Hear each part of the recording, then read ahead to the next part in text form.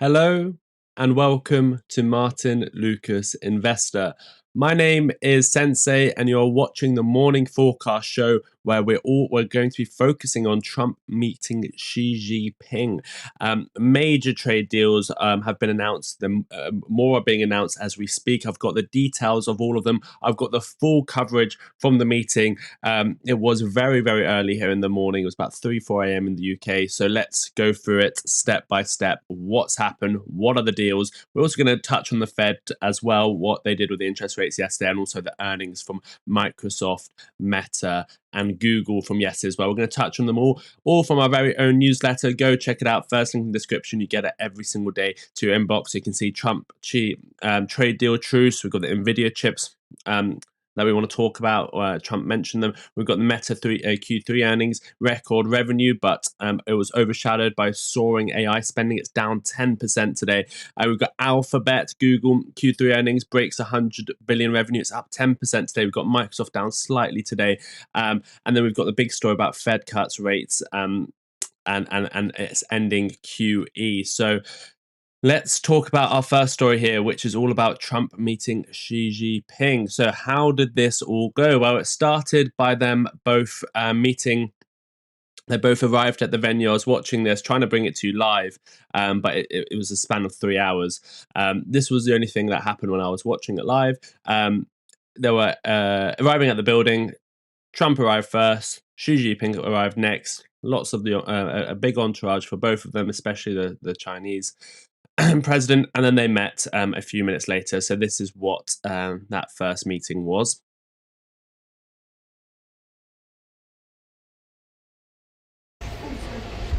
Hello, everyone. Hello, Mr. President.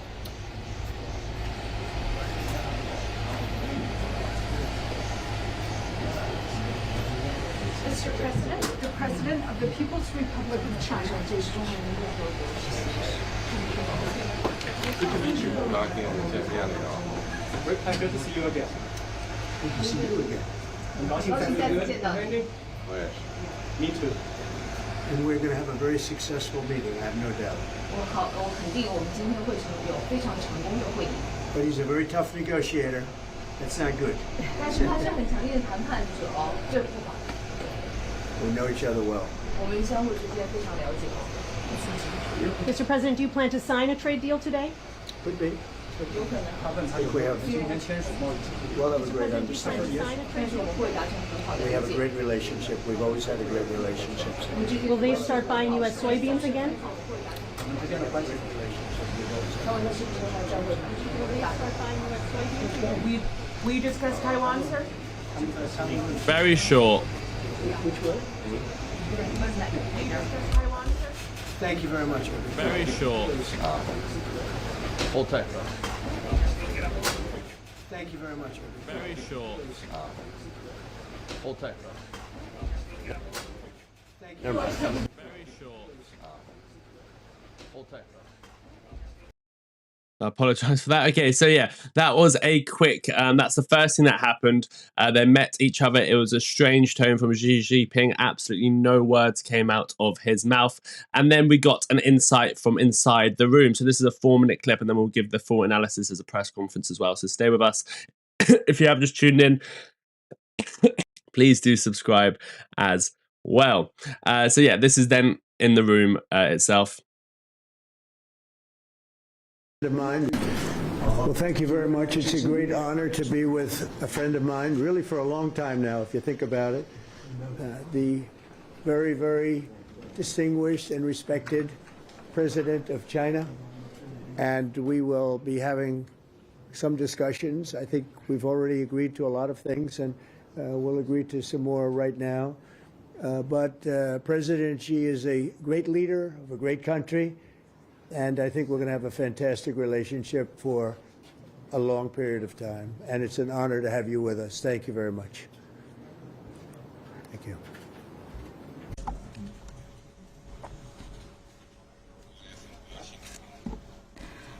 President Trump, it is a great pleasure for me as well to meet you. And it feels very warm seeing you again because it's been many years Since your re-election, we have spoken on the phone 3 times, exchanged several letters, and stayed in close contact. Under our joint guidance, China's relations have remained stable on the whole. Given our different national conditions, we do not always see eye to eye with each other, and it is normal for the 2 leading economies of the world to have frictions now and then.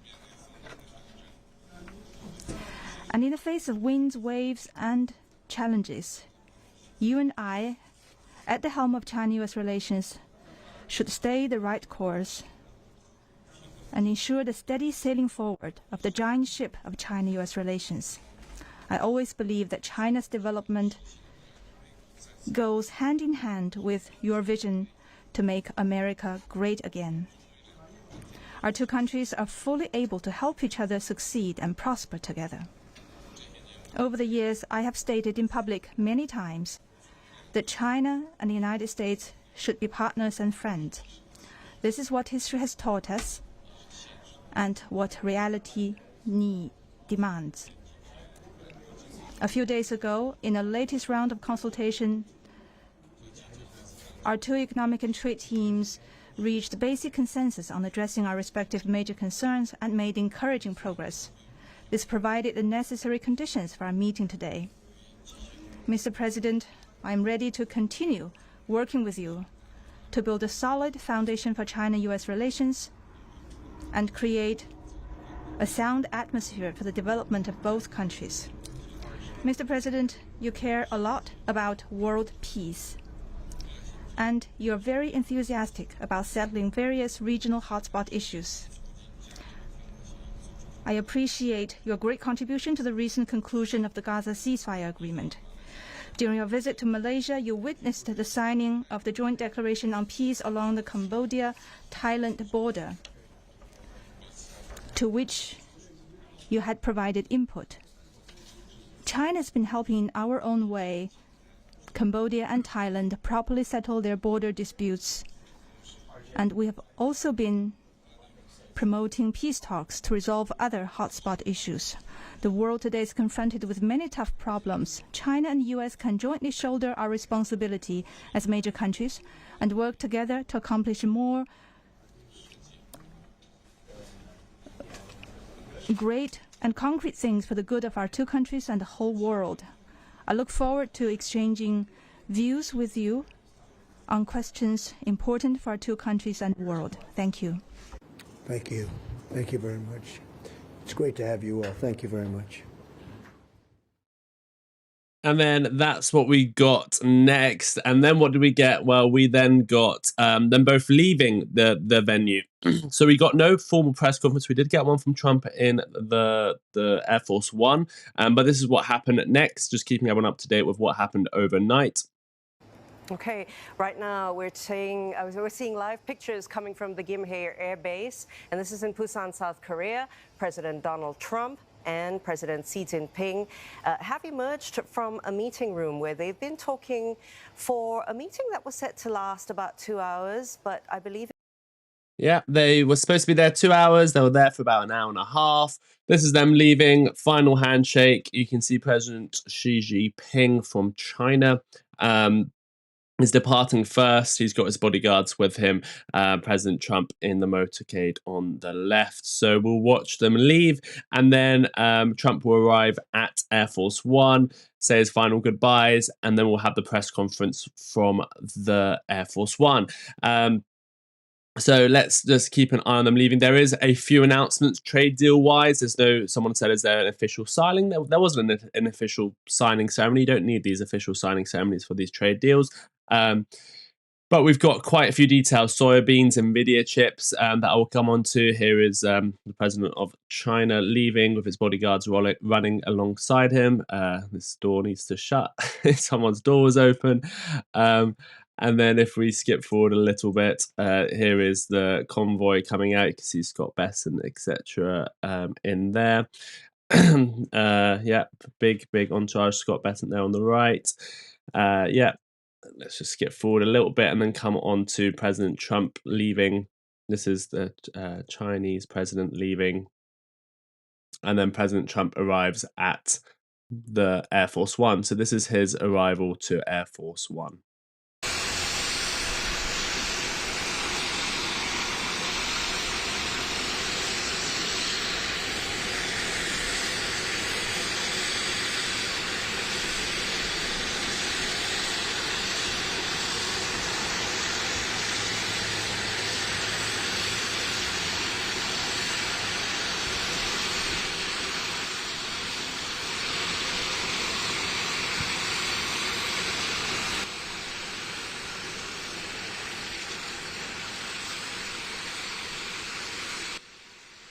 Let's turn that down. So this is his final goodbyes. This is him on his red carpet on the way to Air Force One. And then after this, we do have the official news being announced from President Trump.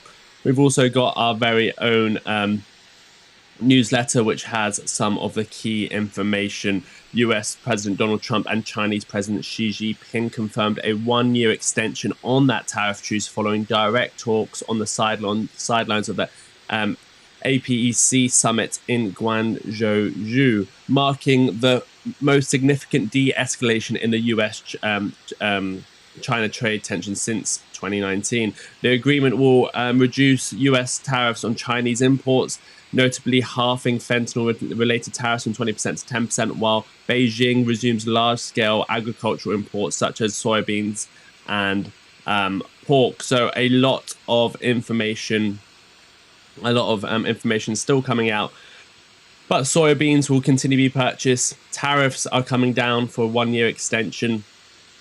We're going to hear about chips as well in a second, direct from Donald Trump, and more announcements. So we'll wait for Donald Trump to board his Air Force One. I'm going through this because I know a lot of people wouldn't be able to catch this last night. So it's good to be able to see what happened overnight. So yeah, this is Donald Trump boarding Air Force One. Let me see if I can bring any more details to you from the newsletter. If I put that there and put that there, I can read the newsletter here.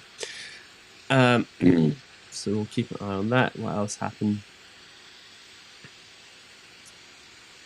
So yeah, the agreement will reduce those baseline tariffs from 20 to 10%. So there is a reduction there. There is soybeans imports and pork imports going to continue from China. They're going to start buying it again. Washington also extended a suspension of select reciprocal tariffs for another year, offering relief to manufacturers in consumer electronics and autos. So relief tariff-wise, there we go. That is Trump boarding Air Force One to come back to Washington, D.C. That is his Asia tour, or his time in Asia coming to an end. So now that's ended, what we can do is go over to the main news, which is this press conference. If you have just tuned in, please do hit that like button. Please do subscribe. Here is the full press conference from Air Force One. Okay, hello everybody. Mr. President. I thought it was an amazing meeting. He's a great leader of a very powerful, very strong country, China. And what can I say? We have, it was an outstanding group of decisions, I think, that was made. A lot of decisions were made, too. There wasn't too much left out there. And we've come to conclusion on many very important points, and we'll be handing that to you in a little while. We're having, because there was a lot of different things, many of them very important. We're in agreement on so many elements, large amounts, tremendous amounts of the soybeans and other farm products are going to be purchased immediately, starting immediately. If you notice, President Xi authorized. There you go. The first major announcement: soybeans, large amounts are going to start being purchased immediately. That's one of the first deals that is just announced. Yesterday, for China to start, did you know that, right? China to start buying in very large quantities of soybeans and other things, which I appreciated. That was a very nice gesture. And many other things like that. On fentanyl, we agreed that he was going to work very hard to stop the flow. You know, it's a very complex subject because it's used for lots of different reasons, including anesthetics and things. But he's going to work very hard on it, precursors, and I think you're going to see some real action taken.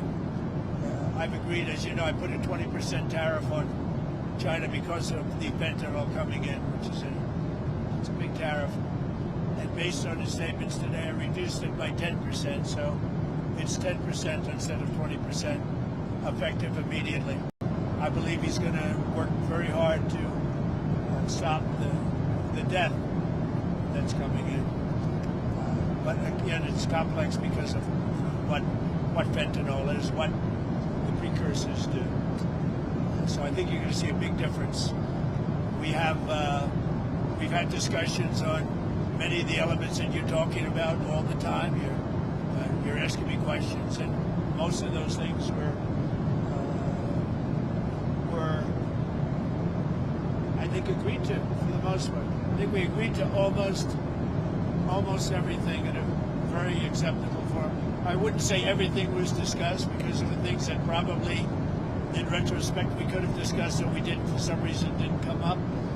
But if you have any questions, let me know. Go ahead. What about chips, sir? Did he agree? Did you agree to sell any more down chips? We did discuss chips, and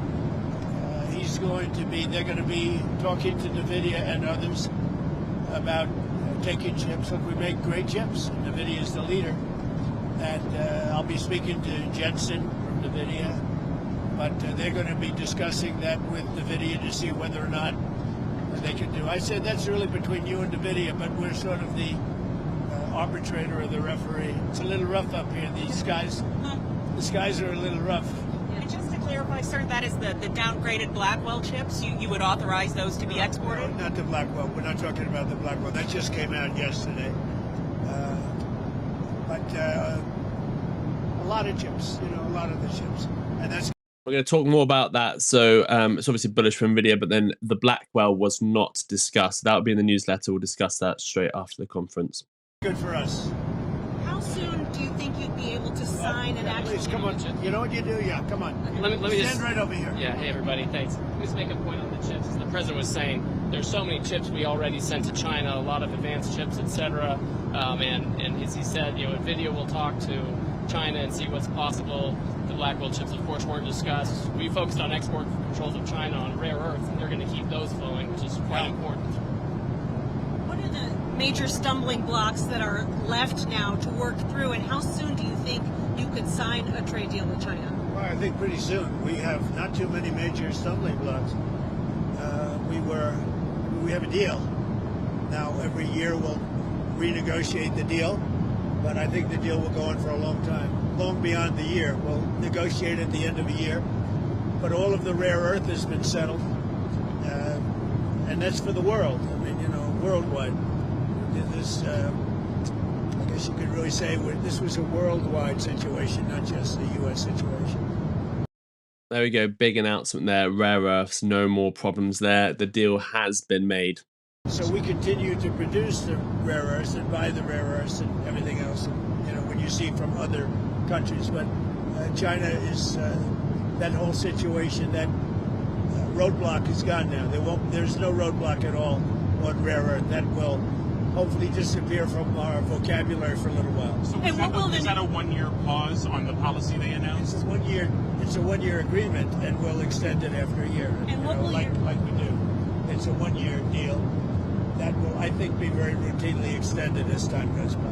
To be totally clear, they're not going to impose the rare earth controls that they proposed. President Trump or President Xi came to an understanding of that point. What will your new tariff rate on China's goods be once you sign a deal? Other than what the tariffs remain exactly the same. 55%. It's about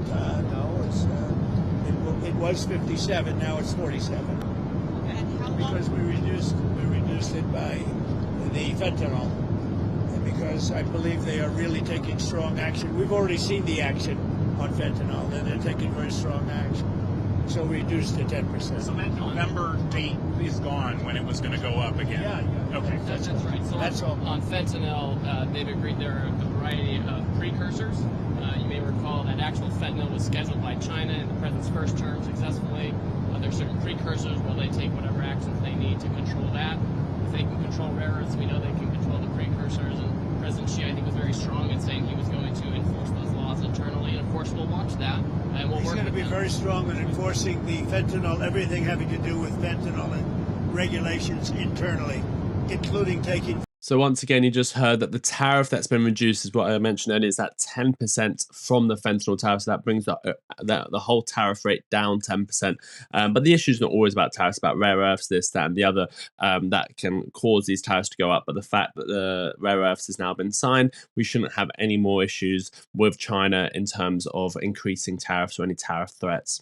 Very strong measures against those that don't obey. And a variety of other tariffs still remain. Section 301 tariffs from the original, a variety of Section 232 tariffs. Some of these tariffs are, as the president mentioned, around 40%. For some individual products, it may go up to 100%, but as a general matter, it's about 45, 47%. So, sir, it sounds like you might be going to China then after the successful meeting. That's another thing we agreed. I'll be going to China in April, and Trump in China. he'll be coming here sometime after that, whether it's in Florida, Palm Beach, or Washington, D.C. Did you read anything on the shipping fees, the 301 shipping investigation? Well, that's been. So we're going to postpone that while we negotiate with them about that issue. We're trying to rebuild shipbuilding. The Cranes just agreed to invest $150 billion in shipbuilding, so we think we have a good path forward. But that's no longer an issue. The war in Ukraine or Taiwan. Sorry, that was really funny. Did you guys see he just got wiped out the picture? If I go back, he just I forgot what this person's name is to the left of President Trump, but he just look at this. But that's no longer an issue. He just left the scene with the turbulence. But that's no longer an issue. Did the war in Ukraine or Taiwan come up? We discussed that, and we discussed basically these are rough winds in Asia. I must tell you, this is a rough flight. We could have waited an hour, maybe. These are a little tough. These are tough conditions for interviews. You know, they're going to be watching Trump. They're going to say he didn't look too good. He's got the shakes. I don't have the shakes, but people are going to think I do. You're pretty solid. So Ukraine, it came up. Yeah, it did come up. Ukraine came up very strongly. We talked about it for a long time, and we're both going to work together to see if we can get something done. We agree the sides are, you know, locked in and fighting, and sometimes you have to let them fight, I guess. Crazy. But he's going to help us, and we're going to work together on Ukraine. There's not a lot more we can do. The oil, you know, he's been buying oil from Russia for a long time. It takes care of a big part of China. And, you know, I can say India's been very good on that front. But we didn't really discuss the oil. We discussed working together to see if we could get that war finished. You know, it doesn't affect China. It doesn't affect us. And I'd like to see it done on the basis. I don't like to see 6, 7, 8,000 young people, mostly young people, for the most part soldiers, be killed. It's not costing us anything. In fact, we make money, and I don't even want to talk about making money. I don't care about making money in that case. But, you know, we send weapons to NATO. They buy full price. They buy the weapons. They give them to whoever, but I think they give them probably to Ukraine for the most part.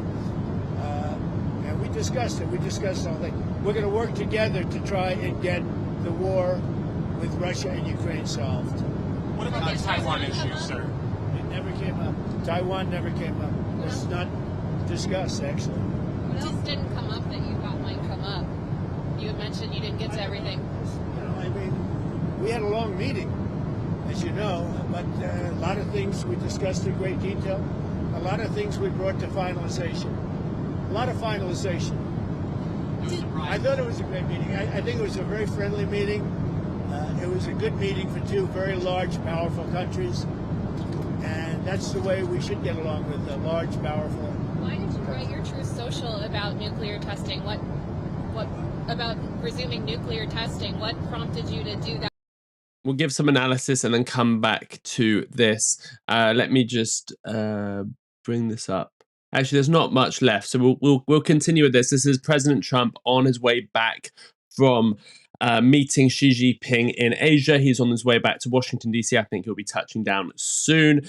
This was the beginning of the meeting where they both first met each other, handshakes. Donald Trump said he's going to be a tough negotiator. Xi Jinping didn't say a word. Then we went into the actual room where Xi Jinping gave a speech. Xi Jinping is very much not like Donald Trump. Donald Trump likes to speak off the cuff. Xi Jinping likes to have a pre-defined speech, which he gave about 3 or 4 minutes. Then we saw President Trump say goodbye and give his final handshake, arrive at his plane, and now he is giving his press conference. So let's continue with this. Remember, tariffs have been reduced, deals have been made. If you can hit the like button, if you can subscribe, that would be amazing. That right before the meeting. It had to do with others. They seem to all be nuclear. Did you nuclear test? We should get along with the large, powerful. Why did you write your Truth Social about nuclear testing? What about resuming nuclear testing? What prompted you to do that right before the meeting? It had to do with others. They seem to all be nuclear testing. Russia? We have more nuclear weapons than anybody. We don't do testing. We've halted it many years ago. But with others doing testing, I think it's appropriate that we do also.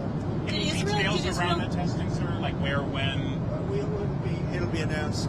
We have test sites. It'll be announced. Did Israel give you a heads up before they bombed Gaza? And is it still a ceasefire if they're stopping? It is. No, they had a sniper, and one of their soldiers were killed, and they did retribution. So we'll see. But it is a ceasefire. It's back to ceasefire. But is that What is the thinking behind reducing troops in Romania, the drawdown of U.S. troops in Romania? You have to ask. I mean, I can tell you about it, but it's not very significant. It's not a big deal. Nuclear weapons, sir. Which countries do you have in mind when you say you want to send a signal? What a rough ride this is. The interviews are tough enough without your life being threatened. You guys okay? Yes, sir. That camera guy's very steady. We're going to look real bad today on television, I'll tell you. I think that, it's pretty much, I think we've discussed mostly what we said, pretty comprehensive. We're going to issue a statement on some of the details. But overall, I guess on the scale of from 0 to 10, with 10 being the best, I would say the meeting was a 12. Okay, I think it was a 12. I think very importantly, just the whole relationship is very, very important. And I think it was really good. Well, especially coming on the heels of the successful trip. We're in Malaysia. You signed a peace deal for Cambodia and Thailand. Critical mineral deals with all our allies. So many successful meetings. Right. And so many meetings great for our country with literally hundreds of billions, trillions of dollars have come into our country over the last 4 days, represented by this meeting. But trillions of dollars, where Toyota is going to build plants, $10 billion worth of plants. And, I could go over so many different companies coming in. They're pouring money into the United States. So beyond even this meeting, this was an unbelievable trip. And I hope you're glad you were a part of it. It was big. Every country, Japan, I mean, you look at South Korea, Japan, and so many other countries that we met there, they're investing tremendous amounts of money in the United States, like money that we've never seen before. Sir, are we investments from China in the U.S., additional investments, anything like that? They have investments, and they will invest, and China, I think they feel very strongly. They congratulated me on the tremendous success that we've had, because there's never been a country that has had so much money come into it for purposes of investment, for building, for auto plants, for AI, etc. So he was very strong on congratulating me for that. But you didn't commit to any additional investment or outflow? We didn't really discuss it, but he would. Did you ever get through to Kim Jong-un about setting up a meeting? Does he have a phone? We never were able to talk because I was so busy. And really, this is why we came. I think it would have been maybe disrespectful to the importance of this meeting if we did that. So I'd come back with respect to Kim Jong-un. I'd come back. What do you want to talk about with him? I had a great relationship with Kim Jong-un. I think if I didn't get elected, you would have had, if Hillary Clinton came in at the time, who he doesn't like too many people other than me, if you want to know the truth. I think you would have had a big war. Could have been a very bad war, too. Sort of with the nuclear announcement, just one more on the nuclear announcement. Do you worry that we're entering a more risky environment when it comes to nuclear issues? No, I don't think so. I think we have it pretty well locked up. But we have more than anybody. But I see them testing. I say, well, if they're going to test, I guess we have to test.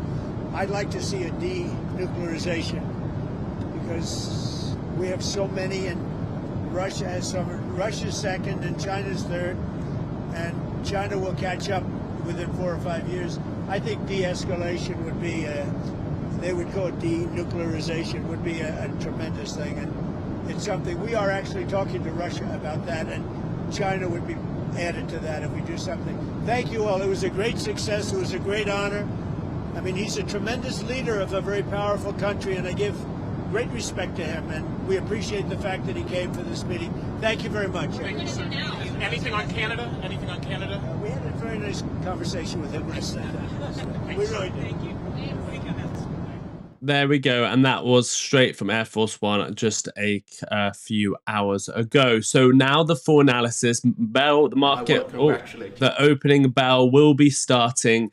The opening bell of the markets is in about 5 minutes' time. So let's see if we can fit in a bit of analysis first before that bell goes. Let me know in the chat, are you excited for this trade deal to be done? I know a lot of you are saying best case scenario and the market's in pump. Well, remember, we've been saying the market is priced for perfection. The meeting was pretty much perfect, nothing too significant. It could have dumped. But the issue is the markets are down. Why? Well, there's two earnings. Microsoft down slightly and Meta took a big hit. So that didn't go perfectly. So the market isn't up. But we've got a few more earnings tonight that can continue to push it up. So firstly, the first deal in the newsletter. Remember, you can go and get the newsletter yourself. It is the first link in the description. There is a free plan as well as a monthly and a yearly plan. So Trump-Xi trade truce, tariffs eased, rare earth deals signed, reset. So US President Donald Trump and Chinese President Xi Jinping confirmed a 1-year extension on the tariff truce following direct talks on the sidelines of the APEC summit in Guangzhou. Definitely didn't pronounce that right. Marking the most significant de-escalation in US-China trade tensions since 2019. The agreement will reduce US tariffs on Chinese imports, notably halving fentanyl-related tariffs from 20% to 10%. That's why that whole, it went from 57 to 47% on as a whole. While Beijing resumes large-scale agricultural imports, such as soybeans and pork. Washington also extended a suspension of selected reciprocal tariffs for another year, offering relief to manufacturers in consumer electronics and auto. So it's not just that baseline 10% that's been reduced. There is specific sectors that were at 100%, 80%, depending on what sector it was. They have actually just been suspended for a year. And as you heard Donald Trump say, they will just renegotiate after a year, but he expects that to go on. So the good news about all of this is we hopefully won't hear the term rare earth minerals again, because that's been sorted, so there can't be any sort of reasons for the market to dump on that. Tariffs should all be sorted now for at least a year, so the market shouldn't have a reason to react to any news like that. But anyway, the deal was negotiated by Treasury Secretary Janet Yellen and Vice Premier He Lifeng. Was announced through coordinated government statements and a broadcast widely across global media, with Trump calling it an amazing outcome for both nations. He rated that meeting a 12 out of 10. The most strategic component involves rare earths and technology cooperation. China will pause newly imposed export controls on rare earth magnets, vital for electric vehicles, defense systems, and semiconductors, while the US begins rolling back expanded export restrictions on Chinese tech firms. Both nationals also committed to forming a joint working group on energy, artificial intelligence, and trade policy, signaling a renewed attempt to stabilize relations and restore investor confidence. Market reaction was swift. Asian equities climbed more than 2%. The yuan strengthened, and commodity futures rallied as traders priced in a reduced supply chain risk and renewed border corporation. The optics are cooperative, but the calculus is technical. Both powers are buying time, calming markets today while quietly preserving leverage for tomorrow's geopolitical and technological battles. So this isn't a 10-year plan. This is a 1-year plan, but President Trump is very confident that this is going to be a lasting effect, that they don't have to revisit these topics for a while. President Trump there announced, I think Xi Jinping is coming to Donald Trump's going to China in April. Xi Jinping is either coming to Washington, D.C. or Florida after that. So we will see more of this. But for now, this story might come to an end about China and the US.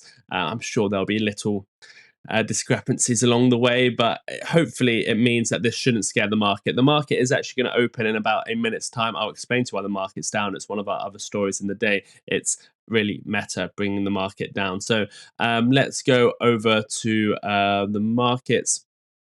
Let me zoom out of this. This is what we can go over here, and let me just go over there. There we go. The market's opening in about 3 seconds. Here we go.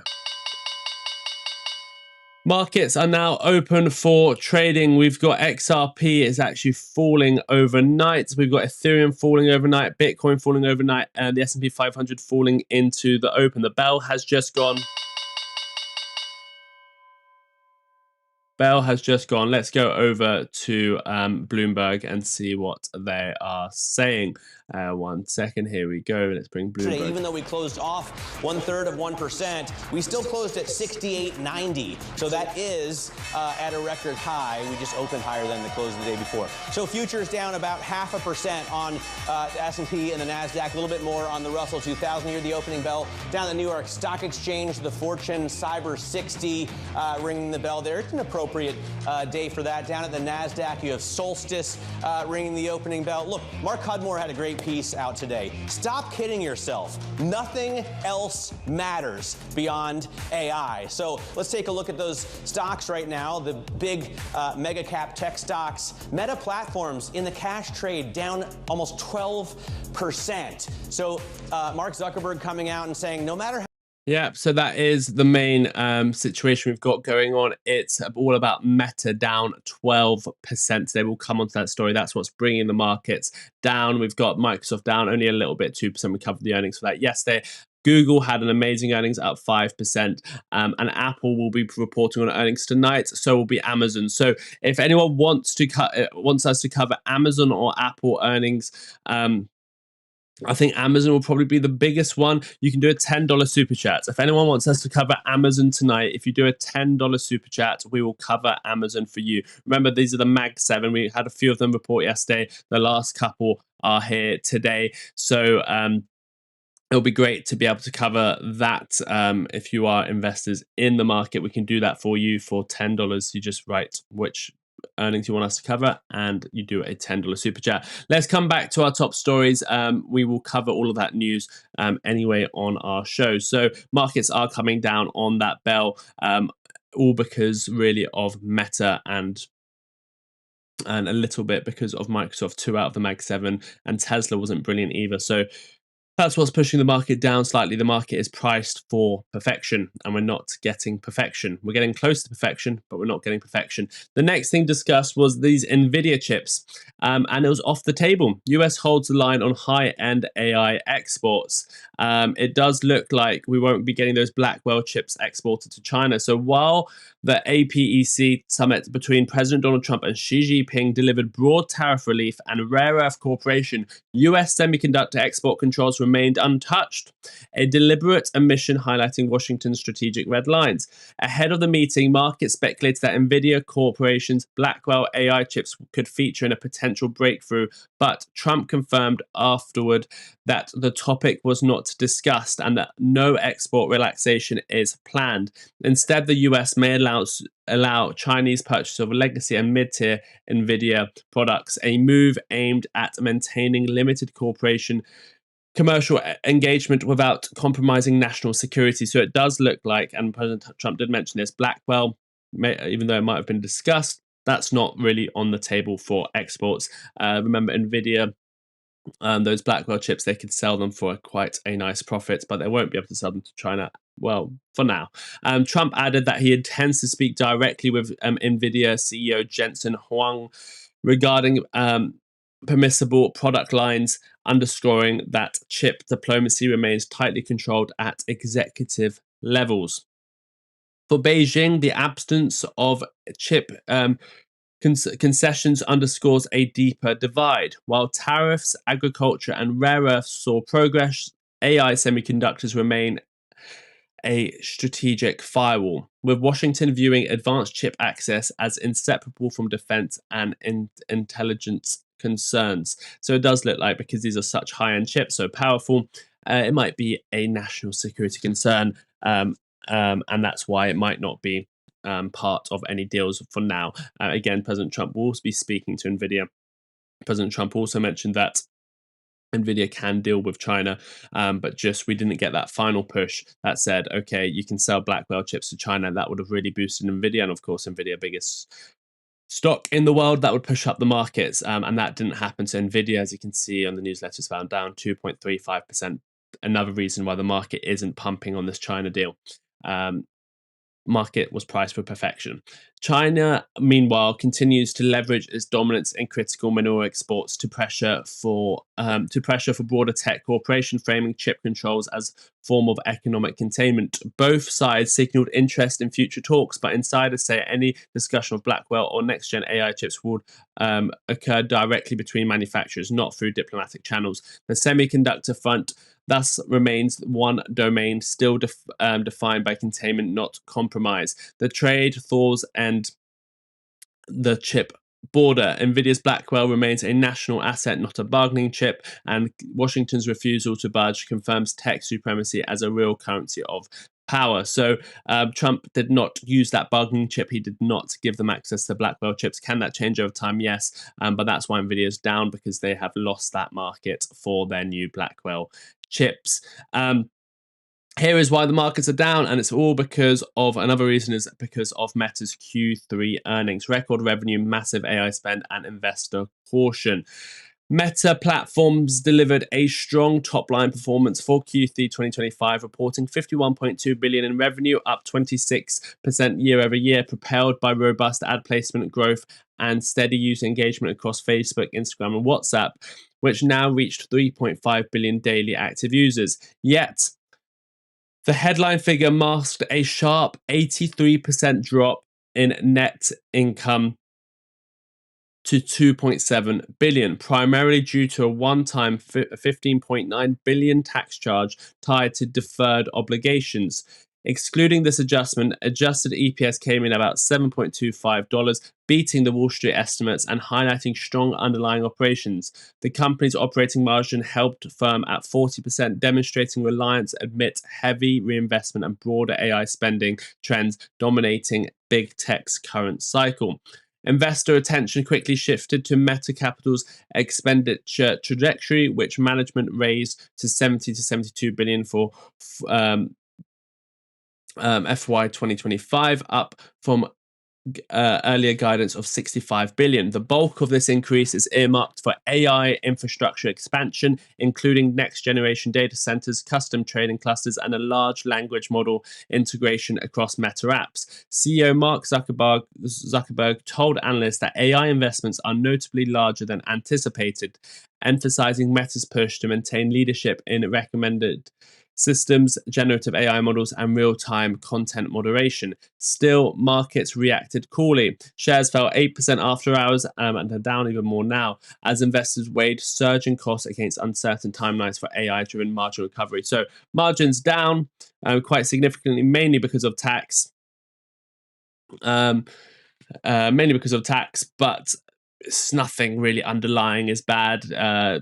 Investors don't like it because they're spending more than anticipated. Mark Zuckerberg said there's notably larger than anticipated, but the earnings themselves were a beat. It's just potentially that extra spend that can be an issue.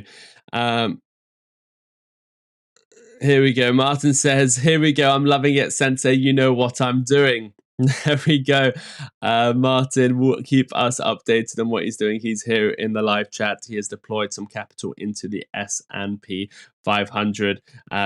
Is he looking at crypto? I'm not sure. Crypto is coming down now. S&P 500 is coming down now. 0.34% now. There is Martyn has money on the side to deploy. I don't think he'll be looking at crypto at this point. I think he'll be more likely looking at the S&P 500 at the moment, even maybe looking at Meta as a buy. So we'll see what Martyn updates us with. He might be buying Meta. He might be buying the S&P 500. I don't think he'll be buying crypto right now. But I'm sure Martyn will tell us in a second. I would say he's either buying Meta or the S&P 500 as we speak. You can see the markets are crashing as we talk. So a few more. Martyn has got money on the sideline for corrections like this. So again, that's why Meta's down. Nothing significantly bad, but the market's priced for perfection. They didn't provide perfection. They provided a tax hit and also notably larger than anticipated spending. Alphabet Q3 earnings, AI power record revenue surge. So we've got on the other side, Alphabet, Google provided an amazing earnings. Alphabet up 10%. And reported a record-breaking 102.3 billion in Q3 revenue, a 16% year-over-year increase that comfortably surpassed Wall Street's 99.9 billion forecast. This marks the company's first ever $100 billion quarter, underscoring the accelerating monetization of Google's AI ecosystem. CEO Sundar credited AI-driven products as a central growth engine, revealing that revenue from generative AI offerings has surged over 200% year over year. Google Cloud stood out as a major contributor, posting 15.2 billion in revenue, up 34% year over year, powered by the robust enterprise demand for AI computing and long-term service contracts, now totaling 155 billion in backlog. The company's flagship AI model, Gemini, is processing roughly 7 billion tokens per minute, with 650 million monthly active users, highlighting the explosive adoption of AI tools across business and consumer applications. Beyond cloud services, search and YouTube subscriptions achieved double-digit growth, and company-wide profits rose 33% to 35 billion, reflecting efficiency gains amidst heavy AI investment.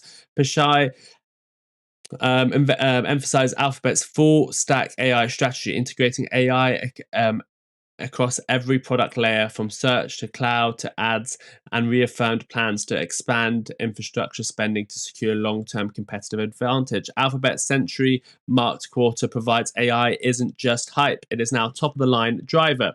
The question ahead, can margin discipline keep pace as capital intensifies in the AI arms race continues to climb? There is the perfect example of AI. For all those people that will keep saying we're in AI is just like the dot-com. AI is just like the dot-com. AI is not here to, I don't know. There's still a lot of boomers out there that say AI is not here to change the world. AI is just something we need to ignore. And it's not going to make them money. Some analysts were saying AI is going to make them spend a lot of money, but they're not going to get real returns. Here is a perfect example. They invested in AI. They are making more money because of AI. They're going to continue to invest in AI because they'll continue to make more money because of AI. It is not the dot-com era in terms of companies that aren't making money. These companies are making money, becoming more efficient because of AI. We might have similar sort of euphoric periods because that never goes away. But these companies are here to stay. They're not going anywhere, and AI is making them more and more and more efficient and makes them more money. And the more they invest, the more money they make. Then we had another earnings. Microsoft last night. Microsoft Q3 earnings, AI and Azure fuel growth amidst soaring capex. Once again, here is another story. Microsoft Corporation, down slightly today, posted another strong quarter of Q3 2025 revenue hitting 64.5 billion. It's up 12% year over year and ahead of consensus expectations, but beat consensus.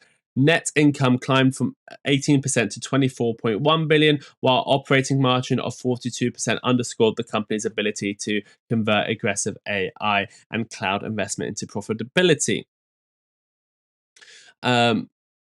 So you can see it's showing you that their AI spending and their investments are actually creating more money. Look at that sentence there. So their net income has actually climbed 18%.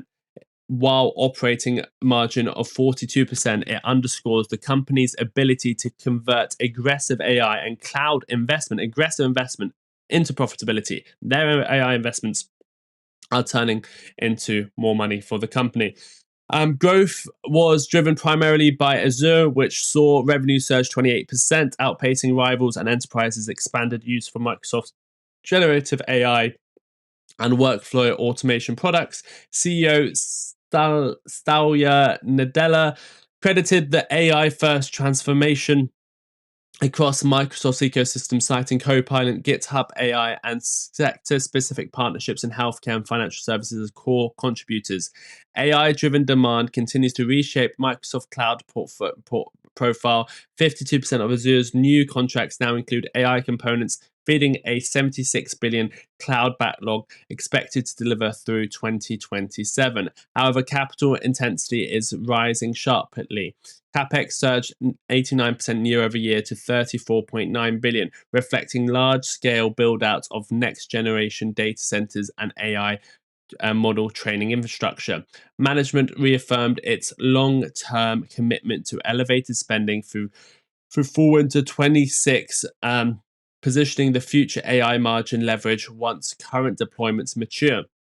Despite operational strength, shares fell modestly after hours as investors digested the slower payoff timeline and mounting infrastructure costs. Microsoft's performance highlights big tech's central dilemma. Scale AI fast enough to lead, but efficiency enough to sustain margins. Execution, not vision, will define the winners in this CapEx heavy phase of the AI race. So again, it's another good example of AI creating more profits, but yes, some investors are concerned about the level of spending with Microsoft. That's why it's down a couple percent, and also Meta down a bit more significantly because the spend is a bit more significant. They are all seeing more profits because of that spend. But yeah, Meta, the main issue was that tax hit that they got hit with, and also Mark Zuckerberg's guidance that he sort of said this is much more than we were expecting to spend, but he wasn't saying that in a bad way. So you can see Google was there first with AI, and it's benefiting from it. We've just got Martyn commenting here. Says, "What is Martyn doing? Has he let us know?" I just bought a lot of shovels, Michael. He's buying shovels. Yes, they can, Roy. I share my strategy that can follow $1 million. It's still the same strategy. Crypto is selling for the reasons I give every day, constantly. Thank you, Martyn, for that. Okay, so do go check out the newsletter. You've got all those stories there. Today's deep dive is all on Fed cuts rates, ends QT, signals December decision is not a sure thing. This is, if you didn't catch the FOMC essay or you want the full analysis, let's dive into it now. We'll do this as a video. Let me do this.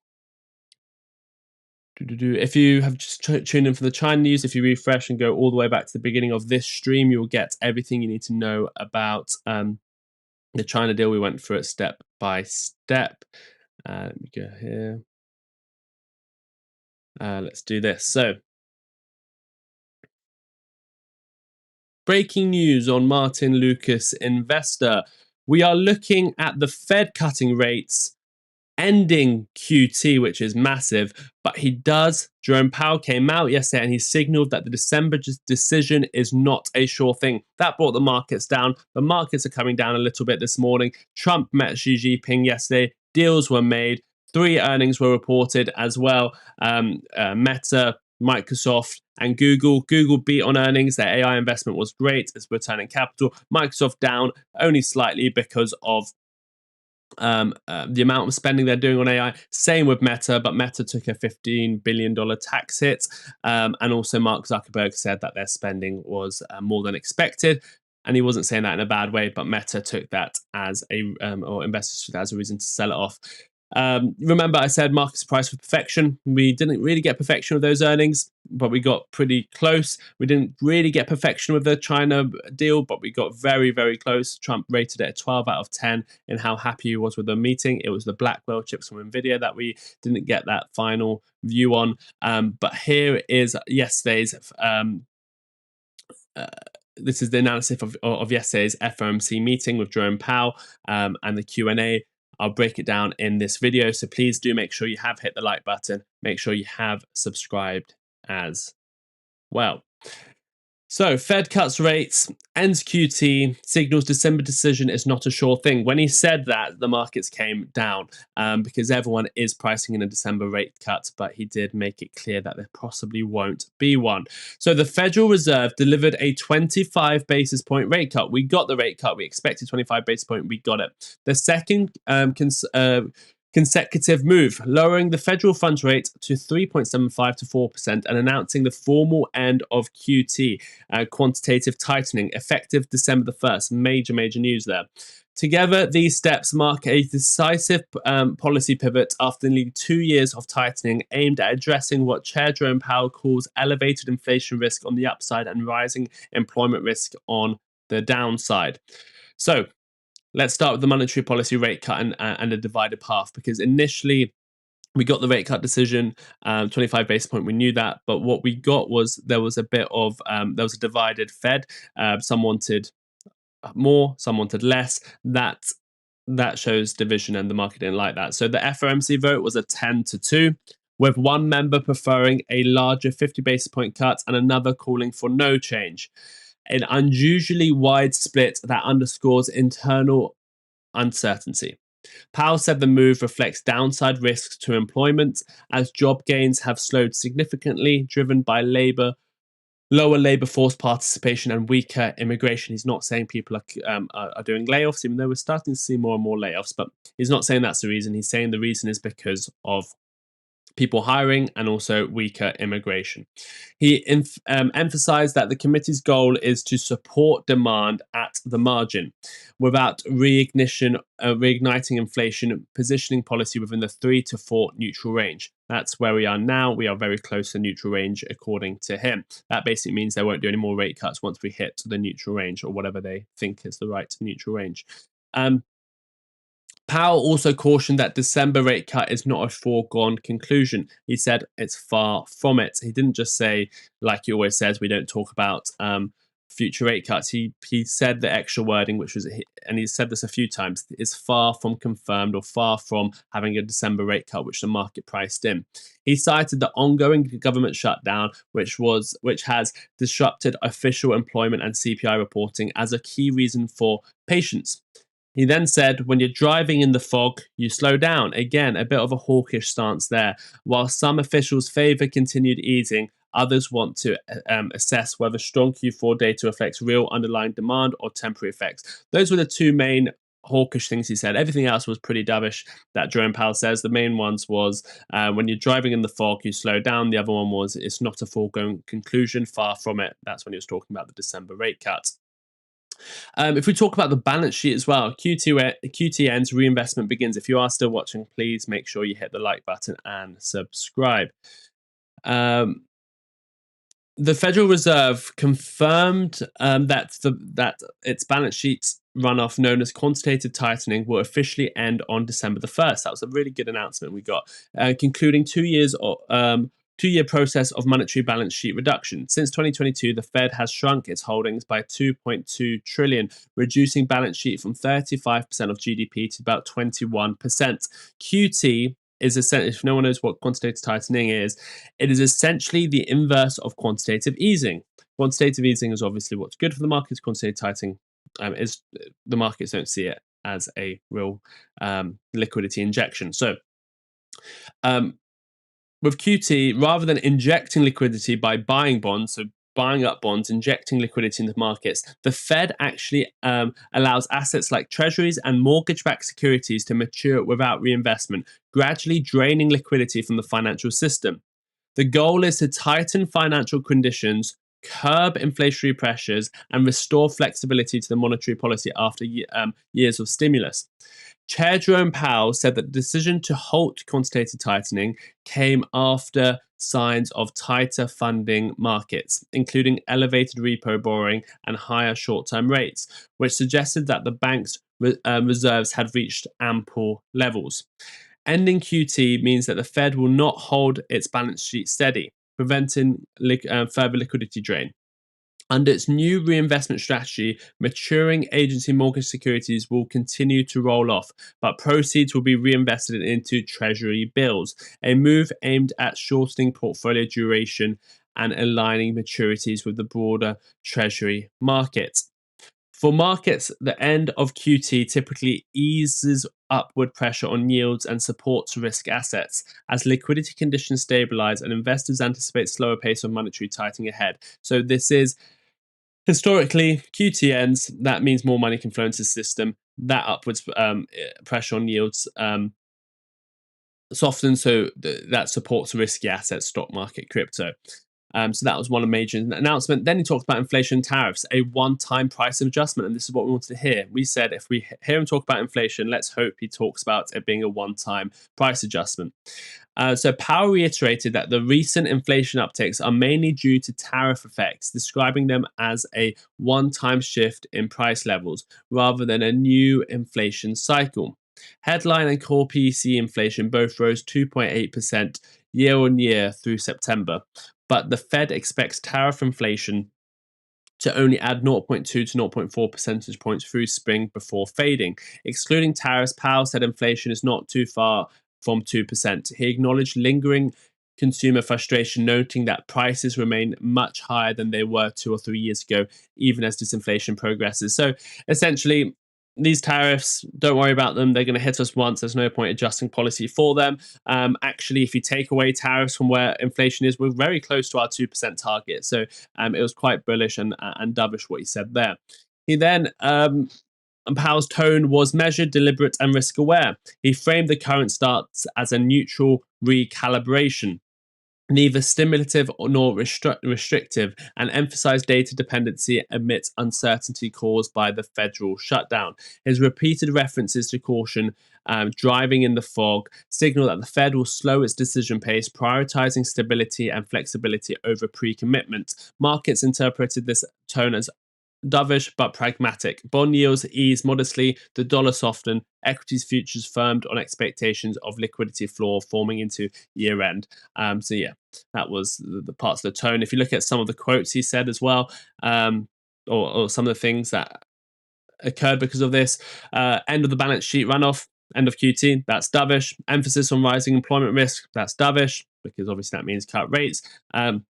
Neutral stance and balanced approach, dovish. He did say if you're driving in the fog, you slow down. That's slightly hawkish, indicates caution. Tariff inflation likely one time. That's dovish. They're not going to adjust policy because of tariffs, and they think it's not going to cause major inflation. Acknowledgement of AI-related layoffs and weaker hiring. That means he's worried about the jobs market, so that's dovish. That means rate cuts.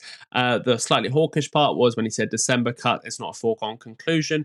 Kept talking about that December cut as don't count on it. That's slightly hawkish because everyone's pricing in a December cut. And then he then said policy is near neutral rate, 3 to 4%. We are now in that rate. Remember that neutral rate is when they don't cut anymore. They're very happy. It's serving both sides of it, and that could mean we get no more rate cuts for a year, or it could mean we only get 2 or 3 more rate cuts in 2026. That's going to be the debate going forward. Some of the key quotes: we decided to lower our policy interest by 1/4 percentage point. That was the decision. Obviously, the end of QT, December the 1st. Job gains has slowed significantly since earlier in the year. He's acknowledging the labour market, why he's cutting rates. Downside risks to employment appear to have risen in recent months. He suggests the Fed is more concerned about job losses than sticky inflation. Again, if they're concerned about inflation, they'll keep rates where they are. Because they're concerned about job losses, they're going to reduce rates.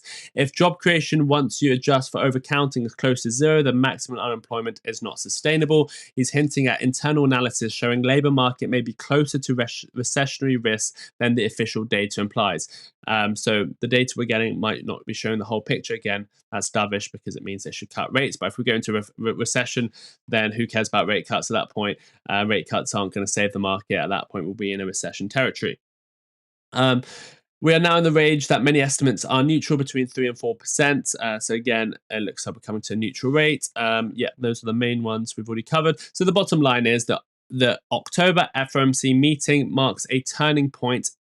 The Fed ended QT. They lowered rates and shifted towards a neutral data-driven policy amid rising labour market risk and constrained data visibility. Powell's tone was cautious but steady, suggesting a pause in December is likely.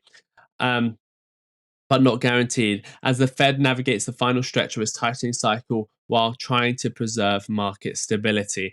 So we will keep an eye on the markets. We'll keep you up to date with it all. But that was a full analysis of yesterday's FOMC. I'll put the speech over here. So if you haven't seen the speech yet, I've condensed it, and the speech will be over there. There'll be a playlist up here. There'll be the newsletter over here if you haven't got the newsletter yet. First link in the description as well. But until next time, take care of yourselves and each other. So that will come out as his own analysis. Let me go through the comments. I see Martyn is commenting here. What's the market doing right now? The S&P was bouncing back a little bit. XRP is still down. Bitcoin still down. Ethereum still down. Martyn says, so I'm done. Back fully invested in the S&P 500 VU. Wow. Martyn's back. Fully invested in the S&P 500 VU, just bought that dip, holding 24,000 in SGov to pay the tax on this year's gain, which will come due in January. Don't want to be buying anymore. Oh, Martyn is back in to the markets. That's quite a big announcement. Thank you, Martyn, for keeping us updated. Today was silly, unnecessary, but totally predictable. Using MSFT and Meta as an excuse to sell off and buy back. New day, same old market games. I hope you're all positioned now for the year end. Don't chase crypto and remember to hold your cash to pay tax on what you made if you sold the top with me 2 months ago. Taxman will come. Thank you very much. Yeah, always have money on the side for tax. Let's have a quick look at the markets because look at the S&P 500. It's basically at all-time highs today. Where are we? Yeah, how far are we away from all-time highs? We made all-time highs yesterday. We're about 0.5% away from all-time highs. So, I mean, me personally, again, everyone has. Martyn's obviously made money by being out the markets and treasuries, buying the dip, doing the trades. But if you've just sold and you're still waiting to get it back in a couple months ago, you would still had to have made 10%. So I personally, if I was out the markets, I would always want to be in the markets. I've always said I'm staying in the markets, especially in this last euphoric cycle. I'm staying in the markets. I've only taken 10% profits, but that's for the bull run. For me to buy back, for me to deploy cash and extra money, I would be wanting to see the S&P 500 fall 10, 15, 20, 30, 40%, and I'll be laddering in. So the next point I'll be buying the S&P 500 will be a 8% drop, then it will be a 11% drop, a 14% drop, and then potentially lower. It depends how high the S&P 500 goes. Our target for the S&P 500 has been 7,000, so that is another 1.17% move towards the upside. That's our main target for this big run up. Ever since that tariff dip, I've not sold the S&P 500 until we hit 7,000, and that's the next target for me. Yes, we're very close now. But I'll potentially take some profits, but I'll be waiting for a bigger dip. Martyn is back in again. You have to do what's right for you. You can't just copy me, copy Martyn. What's right for you? I'm waiting for a bigger dip to get back in. I wouldn't have sold to buy back in today, just if it was as simple as that. So yeah, everyone has their own ways. Crypto, I'm still in crypto because I think, again, I've said many times, there's points in the market in crypto where I'm very confident it will go up, and that's in a bear market. Like when my XRP was at 30, 40, 50 cents, I was buying every single dip.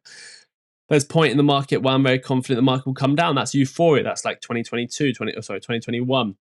Everything was euphoric. I was happy to take profits. And there's times like this, which hasn't really happened. It's not following exactly what a cycle should follow, but we've always said that's not going to be the case. We haven't had an October that's up. The US shutdown came and stopped that. So I'm in a state with crypto. I'm more confident that I would say I'm about 50-50 on what's going to happen, but I'm rather be invested in the market than be out the market. That's why I'm more hesitant to ever sell out the market than I am to buy. I'm always happy to buy because I'm a long-term investor. I'm not always happy to sell because I don't want to be out the market. So with XRP and crypto right now, because I'm 50-50, I'd rather stay in the markets, and the risk to reward for me to the upside is better. So I'm holding my XRP. Secondly, if it does drop in the bear market, I'll just buy more and I'll be confident in my investment. But yeah, that will be today's show. I'll answer a few questions as well, and then we will end the show. Yeah, I'm just holding, and we've got earnings tonight. If anyone wants to request Amazon, this is your last chance. You can do a $10 super chat, and we'll cover Amazon earnings tonight. I'm just holding now, says Jamie Reese. When you're paying tax for crypto and stocks the same, I asked for US. We are still after a year of holding crypto tax. So I don't think there's anything. I don't think there's any rule that if you hold crypto for over a year, it's tax free. We don't give tax advice anyway, so I don't know your jurisdiction and what's going on. Stock sideways, yeah, slightly down today. XRP now down 3%. Enphase Energy dropping. Thank you, James. Enphase, yeah, I mean, as I've said, it's a small part of a portfolio. It can drop, or it can go up. My plan is on a stock that keeps going down. I liked it at $30. That's when I entered my position on Enphase. I wasn't buying Enphase like others up at $120, $300. I liked it at $30. I bought it at $30. I haven't been buying every 2% dip. Otherwise, if you keep buying every 2% dip, you'll be in by tomorrow.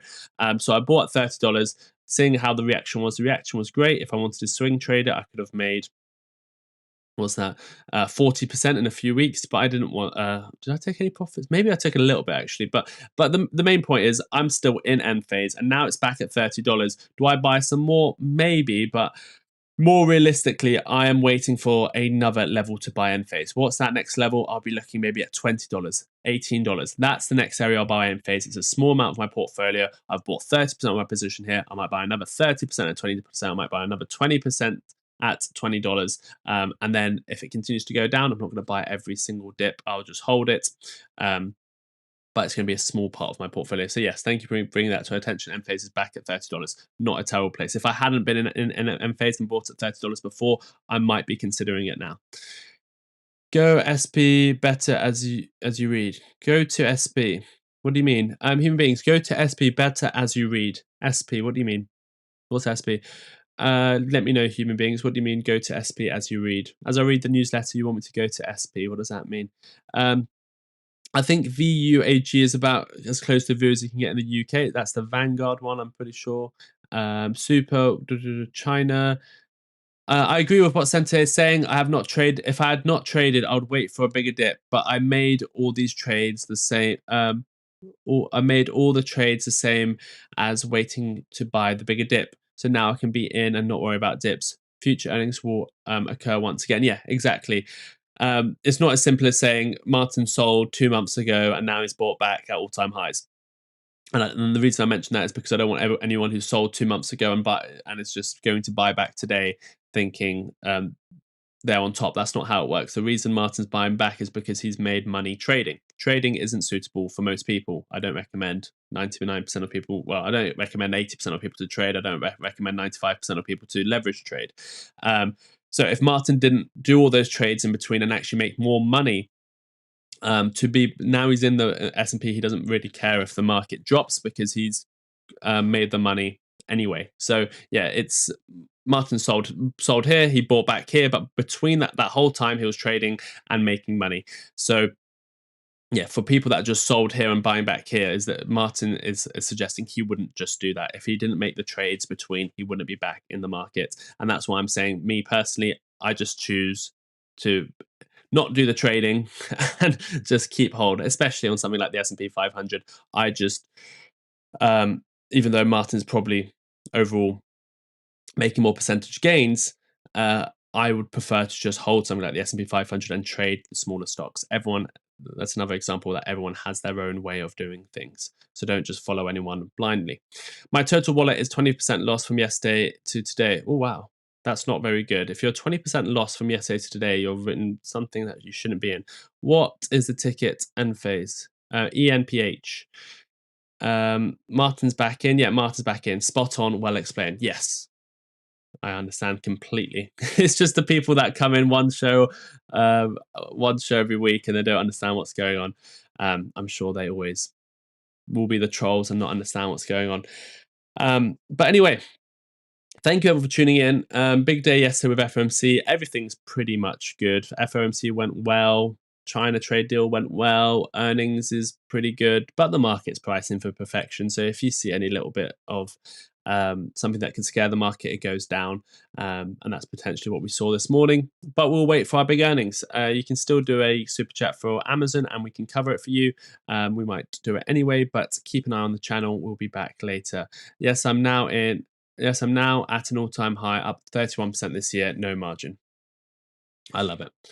Perfect. Thank you, everyone. Congratulations to Martyn. Martyn will be back in November, which is in a few weeks' time now. So we look forward to that in a couple of weeks. So we look forward to that. Thank you, everyone, for tuning in.